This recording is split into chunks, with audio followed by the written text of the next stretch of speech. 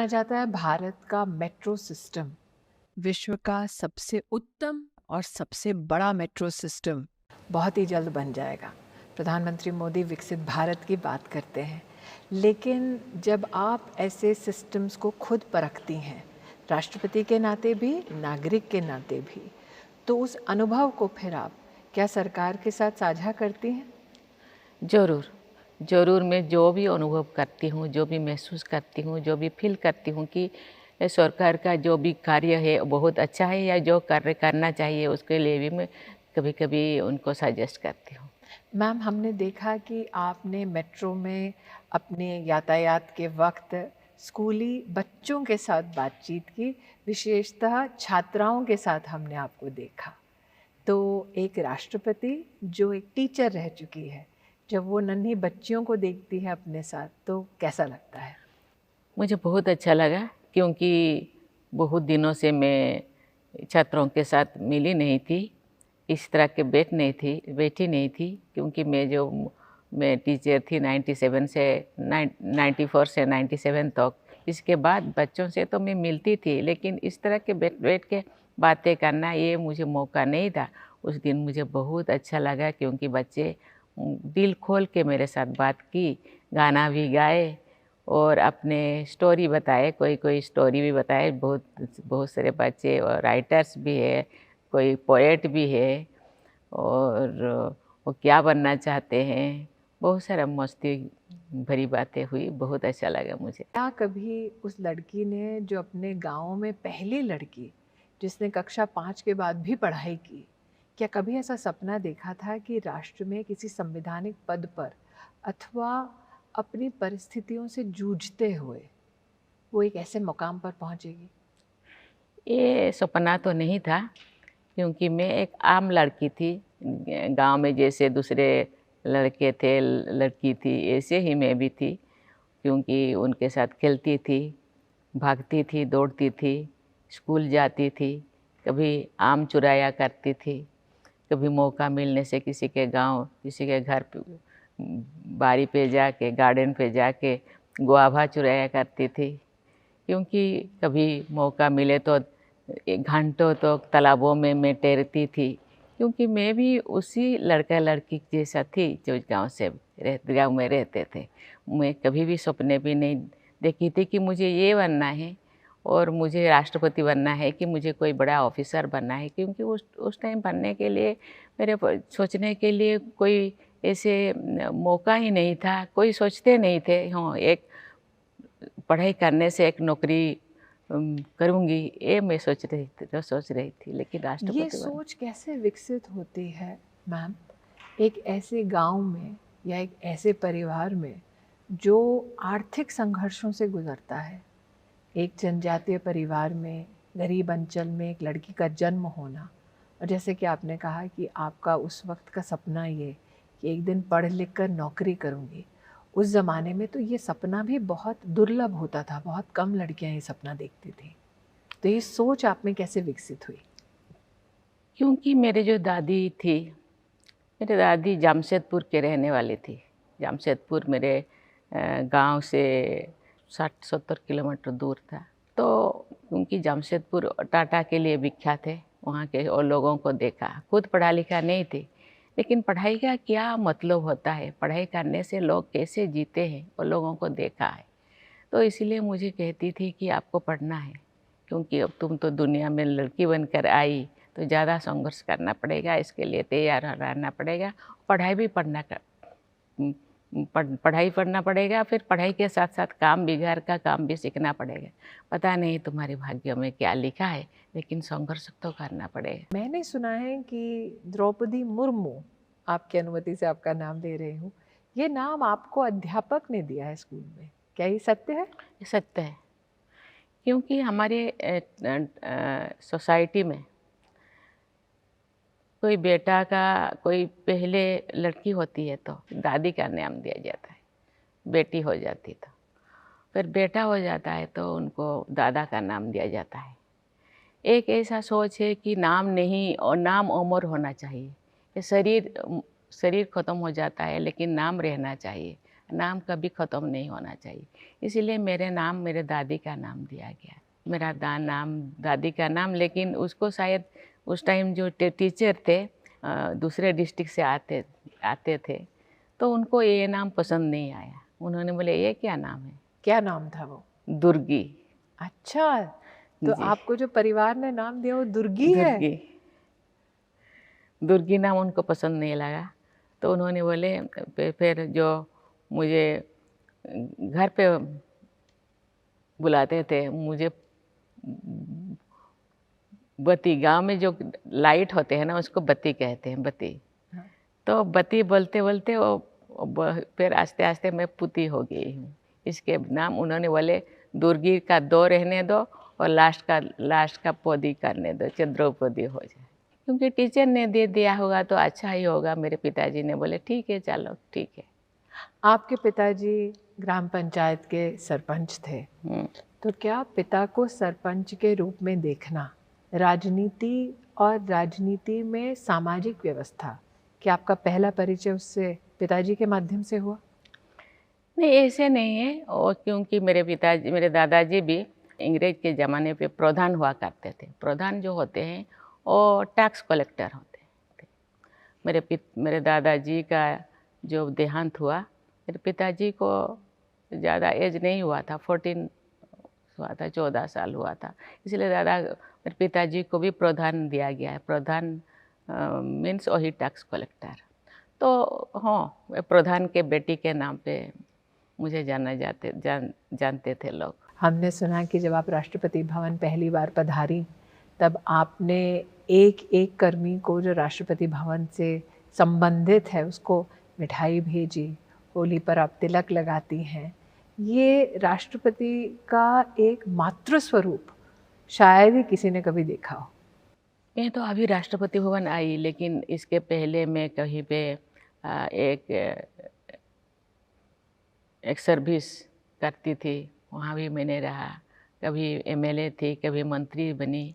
लेकिन जहाँ भी मैंने रही, क्योंकि यहाँ मुझे 5 साल रहना है, एक फैमिली तरह कलेक्टिव रिस्पॉन्सिबिलिटी में मैं विश्वास करती हूँ। छोटे से छोटे कर्मचारी हो, चाहे 3rd ग्रेड के, 4th ग्रेड के हो या चाहे क्लास 1 के हो, सभी मेरे फैमिली मेम्बर्स मैं समझती हूँ।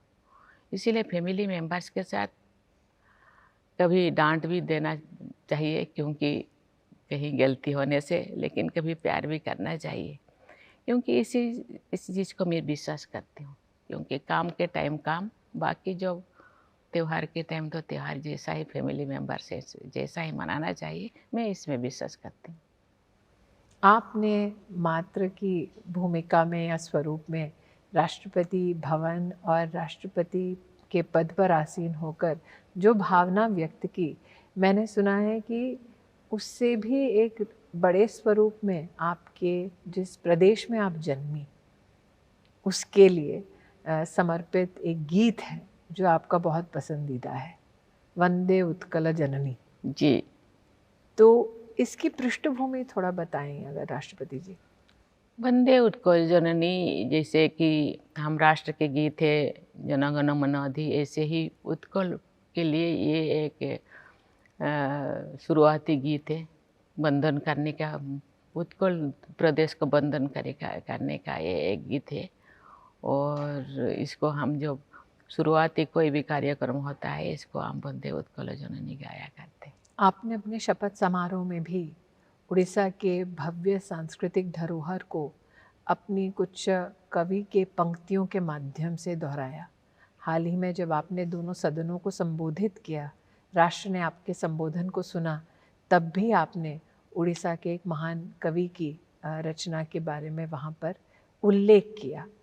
तो आपकी जितनी जीवन यात्रा रही है प्रशासनिक ढांचे में या संवैधानिक ढांचे में, उसमें आपके प्रदेश या देश की सांस्कृतिक धरोहर का कितना महत्व रहा है?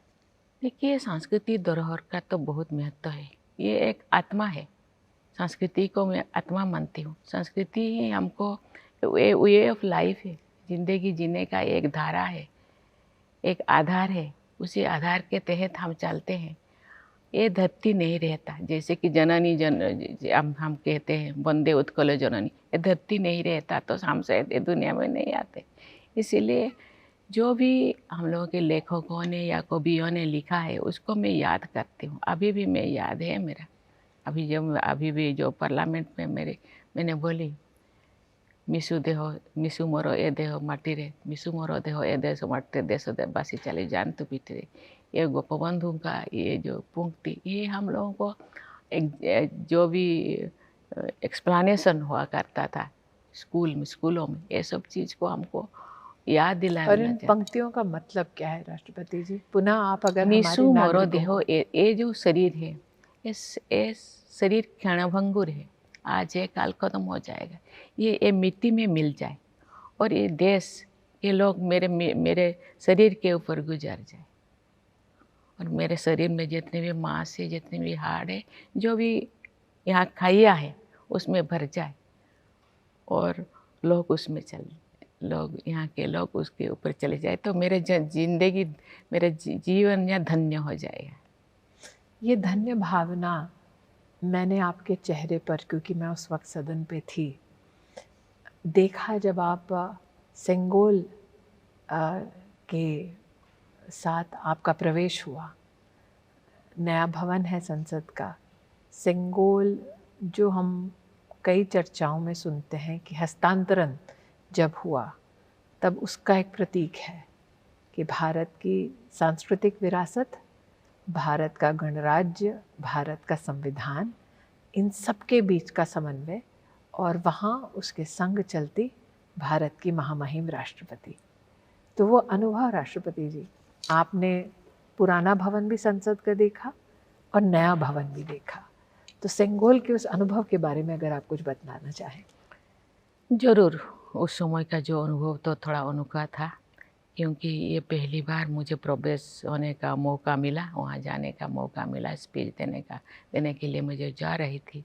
मुझे एक अजीब सी शरीर में या मन मस्तिष्क में महसूस हुआ कि ये एक पवित्र था, क्योंकि हम ऑगस्ट हाउस, जो भी हम सदन को हम ऑगस्ट हाउस पवित्र गृह है, यहाँ 140 करोड़ लोगों का भाग्य नियंत्रण होता है इसे, और उसी में जो सिंगुल, ये भी हम धरोहर का ही एक प्रतीक है। उसी धरोहर को सामने जो रखा जाता है, मुझे ये सत्य, न्याय, अहिंसा, धर्म का ये प्रतीक है। इस प्रतीक को सम्मान देना है। और ये अगस्त हाउस में मुझे जो प्रवेश करने के बाद मुझे जो यहाँ कुछ बोलने का जो मुझे था, तो मुझे लगता है ये भी सत्य, न्याय, अहिंसा के ही एक प्रतीक होगा और लोगों के 140 करोड़ लोगों के विश्वास का और उनका स्वार्थ का रक्षा के लिए मुझे बोलना है। इसीलिए मुझे थोड़ा अजीब सा महसूस हो रहा है। राष्ट्रपति महोदय, हमने आपको देखा, आप बग्गी में आई और बग्गी का राष्ट्रपति भवन के साथ इतिहास अपने आप में अनोखा है। लेकिन जैसे कि मैंने कहा, आपको शायद आदत हो गई अब इतिहास रचने की। मेरी जानकारी में है कि आपने अपनी प्राथमिक शिक्षा अपने गांव में की, फिर माध्यमिक और उच्च शिक्षा के लिए आप भुवनेश्वर आई। आपने अपनी ग्रेजुएशन रमा देवी महिला कॉलेज भुवनेश्वर से पूरी की और फिर आप गई इरिगेशन डिपार्टमेंट में जूनियर असिस्टेंट बनकर। अगर मेरी जानकारी सही है तो 1979 से 1983 तक। अब जब आप इरिगेशन डिपार्टमेंट के किसी व्यक्ति से मिलती हैं, क्या यादें ताज़ा होती हैं? जब सर्विस में होती तो अभी रिटायर्ड हो के 4-5 साल हुआ था। ऐसे ही मेरे जो दोस्त लोग भी अभी तो कोई नहीं होंगे अभी। लेकिन मैंने सुना कि मेरे जो इरिगेशन और पावर डिपार्टमेंट में जो मुझे यहाँ राष्ट्रपति का मैं जो शपथ ली उस दिन और मिठाई तो वहाँ बंटन होता था। तो जूनियर असिस्टेंट के नाते आपने इरिगेशन डिपार्टमेंट में सेवा भी दी। उसके बाद 1994 से लेकर 1997 तक आप श्री औरोबिंदो इंटीग्रल स्कूल में रायरंगपुर में आप टीचर भी रही। तो सरकारी व्यवस्था में इरिगेशन डिपार्टमेंट में काम करना और फिर टीचर बन जाना, ये अलग अलग व्यवस्थाओं में आपने अपने आप को कैसे ढाला? देखिए, ज़िंदगी कहते हैं ना, ज़िंदगी एक बेड ऑफ रोज़ नहीं है। कभी-कभी ऐसे बहुत सारी चीज़ें आ जाता है, मुझे नौकरी छोड़ना पड़ा। मैं गाँव में गई और मेरे हस्बैंड जो बैंक ऑफ़िसर थे, उनका ट्रांसफ़रेबल जॉब था, उनके साथ मुझे घूमना पड़ा। फिर जब बच्चे बड़े हो गए तो मैंने सोचा कि मुझे कहाँ एंगेज होना चाहिए, क्योंकि बच्चे जब स्कूल जाने लगे, मैं टीचर होने के लिए मैंने पसंद किया, क्योंकि ये 2 काम में मेरे लिए आया। पढ़ना और पढ़ाना ये बहुत अलग चीज़ है। मैं सोचती मैं टीचर बनूँगी तो मैं खूब एक्सपीरियंस हो जाऊँगी, मैं बच्चों को पढ़ाऊँगी, खुद के बच्चों को पढ़ाऊँगी। कहते हैं शिक्षादान एक महादान होता है, शिक्षादान से बड़ा कोई दान नहीं। इसीलिए कोई ऐसे डिफरेंस कोई मुझे, क्योंकि जब आप माइंड मेकअप करते हैं तो कोई भी चीज़ में आप घुस सकते हैं। कोई डिफरेंस कोई होता वहाँ, कोई जूनियर असिस्टेंट्स के रूप में भी वहाँ काम किया, या टीचर के रूप में भी मैं अपने आप को ढाल लिया है। कोई भी परिस्थिति आए उसी रूप से अपने आप को ढालना चाहिए। तो आपने शिक्षिका के रूप में हिंदी पढ़ाया, उड़िया पढ़ाया, मैथ्स पढ़ाया, ज्योग्राफी पढ़ाया। आज कोई छात्र मिलता है आपको जिसको आपने पढ़ाया? ज़रूर, वो लोग अभी कहाँ-कहाँ, कोई अमेरिका में, कोई लंदन में है, कोई कहाँ क्योंकि उन टाइम जॉब का अपॉर्चुनिटी था। सब बच्चे अभी अपने-अपने जॉब में लगे हैं। वो बच्चे जब आते हैं, मुझे नमन करते हैं, तो मुझे बहुत अच्छा लगता है, मैं तो जब गर्व आप महसूस करते हैं। राष्ट्रपति बनी, आपके विद्यार्थियों का क्या रिएक्शन था? विद्यार्थी बहुत खुश है, यहाँ भी आते हैं मिलने के लिए। यहाँ भी मुझे मिलने के लिए आते हैं, वहाँ जब जाती हूँ, वहाँ भी आते हैं, और बहुत दूर-दूर रहते हैं, कभी-कभी आते हैं मुझे मिलने के लिए। मैं राष्ट्रपति महोदया सोच रही हूँ कि एक महिला को जो सत्ता पाने का मौका मिलता है, तब आप जैसी महिला पहले माँ के नाते सोचती हैं। नॉर्मली लोगों का ये मानना है कि सत्ता को पाने के लिए व्यक्ति कुछ भी न्यौछावर कर दे, लेकिन आपने माँ के भावना से, करुणा भाव से पहले बच्चों की चिंता की। जीवन में जब जब आपको मौका मिला कि आप सत्ता के या संवैधानिक किसी पद पर आसीन हों, तब कितनी कश्मकश रही कि अपने मातृभाव के प्रति पूरा आप जिम्मा निभाएं, या अपने उस मौके को, उस अपॉर्चुनिटी को लेकर आप राष्ट्र सेवा में एक और आगे कदम बढ़ाएं? देखिए, दोनों को, क्योंकि ये तो ऑफिस नहीं है कि हम 10 बजे जाए, 4 बजे या 5 बजे लौट आए। ये एक पॉलिटिक्स है, 24 आवर्स आपको 365 365 डेज आपको काम करना पड़ेगा, इसका कोई टाइम लिमिट नहीं है। और इसी के साथ आपको फैमिली को भी देखना है। बच्चे जब छोटे हैं, बच्चे कभी इंडिपेंडेंट नहीं हुए हैं, अपने पाँव पे कभी खड़े नहीं हुए, छोटे बच्चे। ये तो बहुत बड़ी ज़िम्मेदार है, बहुत बड़ी रिस्पॉन्सिबिलिटी है। लेकिन उसी रिस्पॉन्सिबिलिटी जो आपको फैमिली जो सहयोग करेंगे, तो आप ये सब जो रिस्पॉन्सिबिलिटी आप निभा पाएंगे। मुझे मेरे हस्बैंड ने सहयोग दिए। इवन मैं जो वाइस चेयरमैन बनी थी, तो मुझे ना साइकिल चढ़ना आती थी, या ना मुझे मोटरसाइकिल या स्कूटी। अब उन्होंने क्या क्या आता है? अभी उन्होंने बोले आपको मैं 4 व्हीलर मैं खरीद के दूंगी। उन्होंने एक लोन किया बैंक का, फिर मारुति 800 सबसे छोटा, तो उन्होंने बोले वही गाड़ी मुझे खरीद के दी। मैंने फिर प्रैक्टिस किया। अब और क्या राष्ट्रपति हमारे देश की गाड़ी चलाना उनके लिए वर्जित है प्रोटोकॉल में? नहीं, वर्जित तो नहीं है, लेकिन बाद में जो मैं मंत्री बनी, मैं गाड़ी चलाने के लिए प्रयास की। उन्होंने बोले नहीं, क्योंकि आपका रिस्पॉन्सिबिलिटी ज़्यादा हो गया, बहुत सारे सोच दिमाग में आप ले कर के घूम रही हो, इसीलिए उसको छोड़ो। तो आप काउंसलर से फिर बनी विधायक। साल 2000 में जी। आपने अपना चुनाव विधायक के नाते जीता, और रायरंगपुर को आपने विधानसभा में प्रतिनिधि के नाते आपने सेवा दी। आप MOS इंडिपेंडेंट चार्ज बनी, कॉमर्स में, ट्रांसपोर्टेशन में, फिशरीज़ में, एनिमल रिसोर्सेज डेवलपमेंट में। ये विविध जब आपको मौके मिले मंत्री के नाते, तो आपकी एक अध्ययनशील एक नेचर है, तो कितना समय आप फिर अध्ययन में बिताती थी? देखिए, ये एक मेरे लिए नया चीज़ था। हर पड़ाव में मैं एक नया परिस्थिति को मैं सामना करती हूँ। ये एक नया मेरे लिए, क्योंकि ट्रांसपोर्ट और कॉमर्स मेरे लिए बहुत ही नया था। और एक एक महिला, क्योंकि हर चीज़ में, हर बातें में ये महिला क्या करेगी? ये क्या कर पाएगी? ये सब चीज़ें मेरे कान में गूंज रहा था। क्योंकि ऐसे कोई मुझे ना बोले कि ये कुछ नहीं कर पाएगी। तो मैंने ठान ली कि मैं हर महीने मैं रिव्यू करती थी। ये कोई विकास के लिए इनकम जनरेट कैसे आपका कलेक्शन बढ़ेगा, ये एक डिपार्टमेंट था। तो कैसे मैं एक फेयर वे में इसका इनकम को हम बढ़ा सकें डिपार्टमेंट का, और डिपार्टमेंट का भी इनको बढ़ाने के लिए क्या क्या कदम उठाने से ये बढ़ेगा, तो मैं रिव्यू करती थी। तो उस टाइम हम लोगों का 30 डिस्ट्रिक्ट था, लेकिन 18 आरटीओ ऑफिस था। आरटीओ ऑफिस को मैं 30 कर दिया।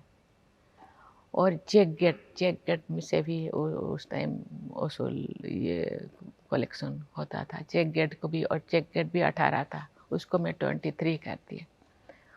और ये बहुत सारे सीपेज लीकेज को मैं खुद रात रात, अभी आपके पास एग्जाम्पल हो सकता है, ये अश्विनी वैष्णव जी उस टाइम कलेक्टर थे। कभी कभी कलेक्टर के साथ जाके हम रेड करते थे रात रात भर जाके, बहुत सारे कलेक्टर। इसीलिए राष्ट्रपति जी, आपने बहुत अच्छा मुझे एक्सपीरियंस मिला, और मुझे बहुत ही जो अप्रिसिएशन मिला मुख्यमंत्री के साथ, मुझे काम करने का जुनून आ गया। ये जो अच्छा शाबाशी मिला, तो मैं फिर हर चीज़ को। लेकिन जब आप राष्ट्रपति के स्वरूप में 33% आरक्षण के बिल पर हस्ताक्षर करती हैं, जब नारी वंदन अधिनियम आपके समक्ष प्रस्तुत होता है, एक राष्ट्रपति के नाते ही सही, लेकिन वो महिला जिसने लोकतंत्र के कई पड़ावों में संघर्ष भी किया, सफलता भी पाई, उस वक्त वो हस्ताक्षर आपके लिए कितना प्रिय है? मैं बहुत खुश थी, क्योंकि शुरुआत में ये अधिनियम की ज़रूरत है। एक दिन ऐसे आएगा और कोई संरक्षण और कोई अधिनियम की ज़रूरत नहीं होगी, क्योंकि ये अपॉर्चुनिटी अपने आप उनको मिल जाएगा। लेकिन अभी के दौर में थोड़ा बहुत तो चाहिए। इसीलिए ये जो मैं से हस्ताक्षर कर रही थी, मुझे बहुत गर्व महसूस हो रहा था कि बहुत दिनों से बहुत सारे ऐसे काबिलियत महिलाएं हैं, बहुत टैलेंटेड महिलाएं हैं, और उनका काम ऐसे, उनको काम भी मैंने देखा, क्योंकि ये एक अपॉर्चुनिटी उनको मिलेगा। जो अपॉर्चुनिटी मिलने का जो का बाद जो संसद में आएंगे, जो विधानसभा में आएंगे, तो उनका जो काबिलियत को हम देखेंगे, उस टाइम हम कुछ बोल सकते हैं कि महिलाएं क्या कर रहे हैं, क्या नहीं कर रहे हैं। लेकिन पहले से ही हमको किसी को बोल देना है महिलाएं क्या करेंगे, ये तो मंजूर नहीं, ये कहावत को मैं स्वीकार नहीं करती। तो जब वही महिला जो अधिनियम पर हस्ताक्षर करती हैं, या जो इतने लंबे राजनीतिक संघर्ष के बाद इस उत्तीर्ण स्थान पर पहुंचती है, तो वो महिला, वो राष्ट्रपति सुखोई में विमान में उड़ने की तैयारी कैसे करती है? मैंने सोचा, क्योंकि ये सभी जितने भी डिफेंस सेक्टर है आपका, चाहे आर्म फोर्सेस हो, चाहे नेवी हो, चाहे एयरफोर्स हो, उनका जो ये होते हैं, सुप्रीम होते हैं, तो ये जो लड़ाई करते हैं और लड़ाई के लिए तैयारी करते हैं और इतने दिन ट्रेनिंग लेते हैं, वो लोग कैसे महसूस करते होंगे। जिले में जब आए ये लोग मुझे कोच्चि मीट करने के लिए, मैं उनसे इसी बात को रखा, मैं सभी चीज़ को मैं महसूस करना चाहती हूँ, कुछ फुलफिल करना चाहती हूँ। मुझे बहुत अच्छा लगा। मुझे जो मेरे को पार्टनर थे सुखोई में जो उड़ रही थी, उन्होंने बोले हम ब्रह्मपुत्र नदी के ऊपर हम जा रहे हैं, तेजपुर होकर जा रहे हैं। लेकिन वो ज़्यादा तो देर नहीं था, ओनली 30 मिनट्स। और क्योंकि मैं पहले जो सोच रही थी शायद ये बहुत ही मेरे लिए कठिन होगा, लेकिन ऐसे नहीं था। मुझे बहुत अच्छा महसूस हुआ। और मैं बाद में मैं पोखरान भी गई। पोखरान में वहाँ युद्ध कौशल मेरे सामने दिखाए हैं। वहाँ बहुत ये लोग, चाहे वो रेगिस्तान में रेत में हो या सियाचिन के जितने भी वो आइस में हो, इतने कठिन कठिन जगह पे रह करके और देश के लिए सुरक्षा करते हैं, उसी चीज़ को मैं थोड़ा फील करना चाहती हूँ। 30 minutes, the third president ever to do a sortie in a fighter jet.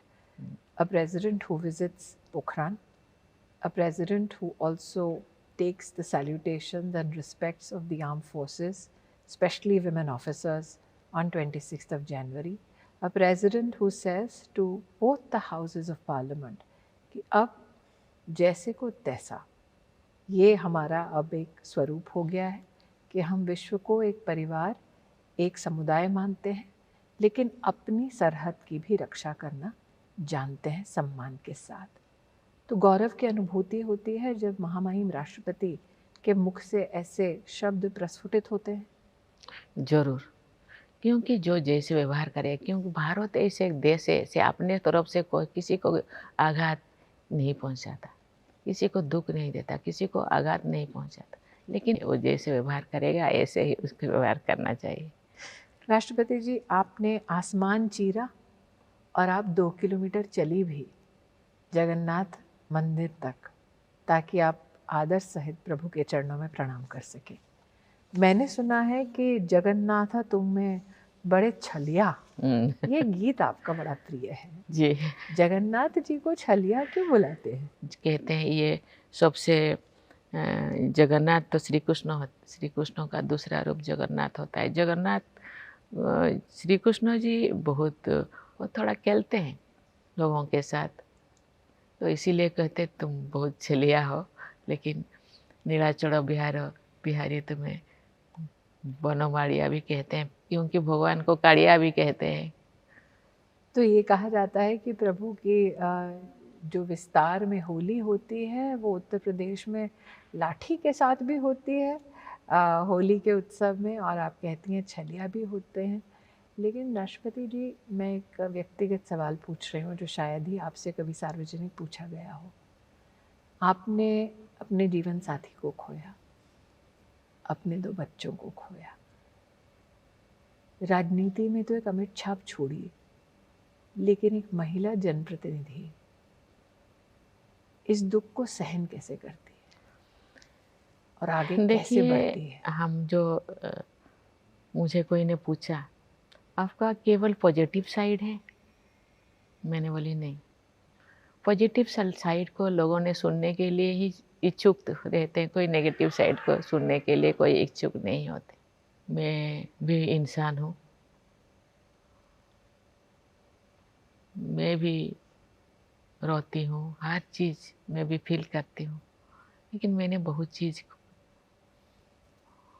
मैं खोया पाया। मैं प्लस माइनस 0 हूँ, मैं अभी भी मैं अपने आप को ही समझती हूँ, लेकिन जब तक जी हूँ मुझे अच्छी तरह जीना चाहती हूँ। अच्छा जीने के लिए क्या चाहिए, तो मैंने ढूंढा रास्ता, एक ढूंढा कि मैंने तो जो मैं डिप्रेशन में थी, तो मुझे कोई ने आके बोले कि आपको योगा करना चाहिए, ज़िंदगी को जीना चाहिए, क्योंकि लास्ट ब्रीदिंग तक मुझे जीना है। तो लास्ट ब्रीदिंग तक जीने के लिए तो ऐसे तो जीना नहीं, रो रो के जीना तो ठीक नहीं। तो इसीलिए योगा शुरू किया, मेडिटेशन शुरू किया। तो जब मेडिटेशन किया तो स्टावल आया मेरे ज़िंदगी में। जो भी आए, दुख हो आए, सुख हो, दुख भी आपका सुख भी आपका, आप ही बनाए हैं। राष्ट्रपति जी, हमने आपको देखा एक माँ के स्वरूप में राष्ट्रपति के पद पर आसीन होते हुए। हमने देश के प्रधानमंत्री को देखा जिन्होंने अपने माँ को खोने के बाद, तुरंत अंत्येष्टि के बाद, राष्ट्र सेवा में कोई बाधा नहीं आने दी। ऐसा क्या है आप दोनों में जो व्यक्तिगत लॉस झेलने के बाद भी राष्ट्र के कार्य से कभी भी विचलित नहीं होता? कोई नहीं कहते हैं सेवा में ही मेवा मिलता है, क्योंकि आप अपने आप को एंगेज कर देना चाहिए, क्योंकि जब आप दिमाग से खाली रहेंगे तो बहुत सारी चीज़ें आपके दिमाग में कोई नेगेटिव चीज़ें घर कर जाएगा, इसीलिए नेगेटिव चीज़ को आने नहीं देना, पॉजिटिव सोचना और पॉजिटिव दिशा में जाना, यही ध्येय होना चाहिए। नहीं तो वो नेगेटिविटी आपकी ज़िंदगी में घर कर जाएगा, वो आपको खोखला कर देगा। प्रधानमंत्री देश के सभी नागरिकों को परिवारजन कहते हैं। आप राष्ट्रपति भवन में स्वयं प्रचलित है कि एक माँ के स्वरूप में सबका ध्यान भी रखती हैं, सबको अगर कोई डगमगाए तो उसे दुरुस्त भी करती हैं। लेकिन पूछना चाहती हूँ कि क्या एक महिला के मातृभाव ही उसको एक डिस्टिंक्ट पॉलिटिशियन बनाता है? ये पर्सन टू पर्सन डिफर करे, क्योंकि ये व्यक्ति और अलग है, लेकिन ये मेरे हिसाब से तो ये दोनों मायने रखता है। माँ का स्नेह ममता भी चाहिए ज़िंदगी में, क्योंकि हर कोई अकेला नहीं रह सकते।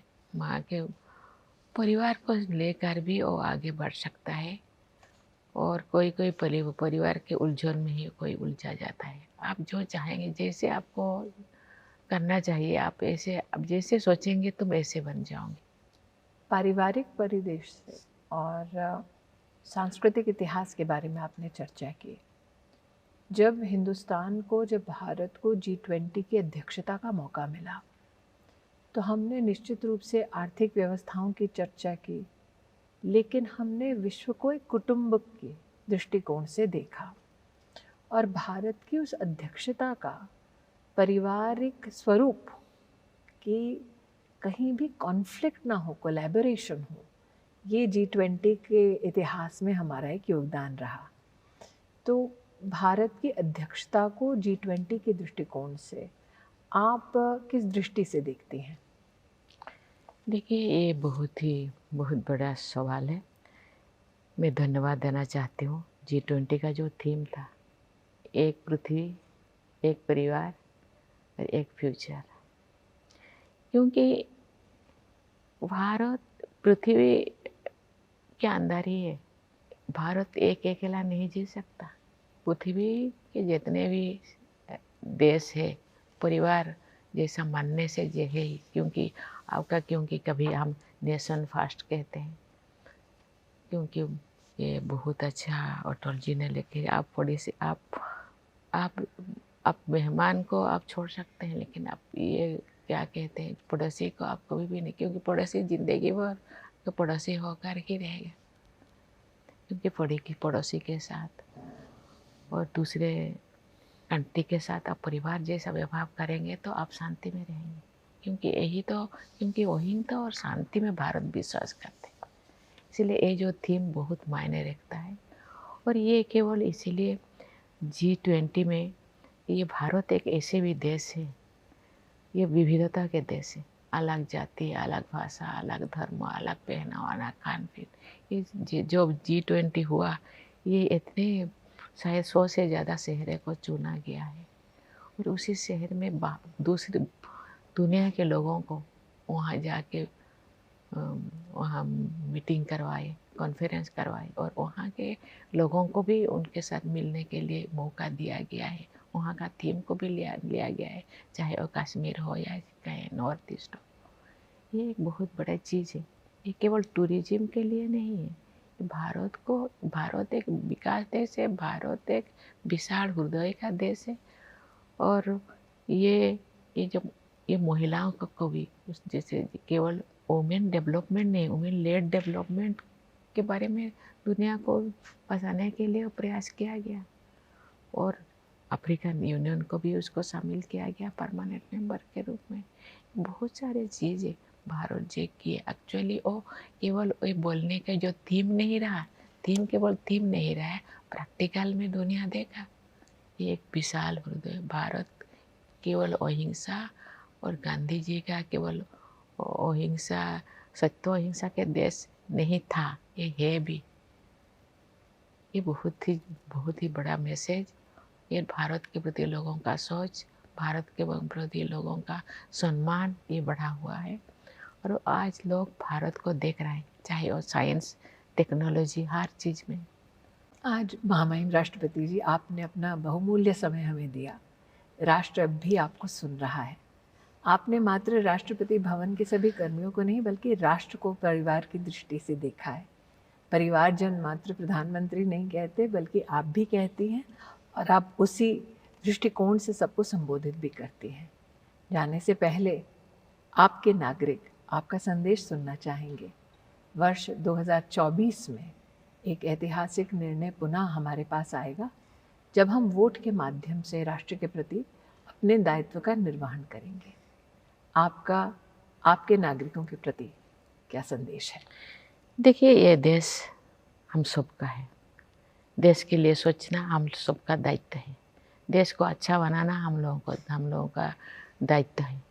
इसीलिए मैं सबको कहना चाहूँगी, देश को आगे लेने के लिए हम लोगों का सहयोग, हम लोगों का प्रयास, और देश को बनाने दायित्व आप लोगों का है। इसीलिए देश को बनाने का दायित्व भी आपका जो जरूर है। इसीलिए देश को बनाने के लिए जो कुछ चाहिए, इसको आप सोच समझ कर आप देश को बनाने के लिए कदम उठाइए। राष्ट्रपति महोदया, आपने हमें अपना समय दिया।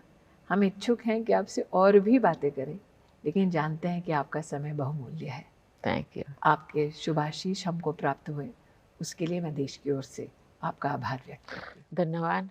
पहली बार आपने देश के राष्ट्रपति के साथ इसी तरह बात की है, इसीलिए आपको मैं धन्यवाद देना चाहती हूँ।